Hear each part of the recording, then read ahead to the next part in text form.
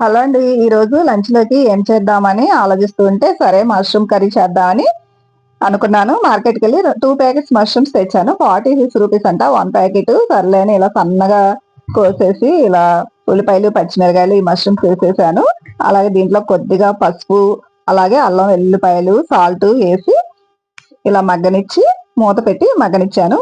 ఈ విధంగా మగ్గిపోయిన తర్వాత దీంట్లోకి సరిపడినంత, రుచికి సరిపడినంత కారము, అలాగే ధనియాల పౌడర్ కూడా యాడ్ చేసి ఇలా అన్ని కలిసేటట్టు చక్కగా మష్రూమ్స్ అన్నీ బాగా ఉడికిపోయి బాగా ఏగిపోయినాయండి. చూసారుగా మష్రూమ్ కర్రీ చక్కగా రెడీ అయిపోయింది. ఇప్పుడు దీన్ని టేస్ట్ చేసి చూసేయటమేను.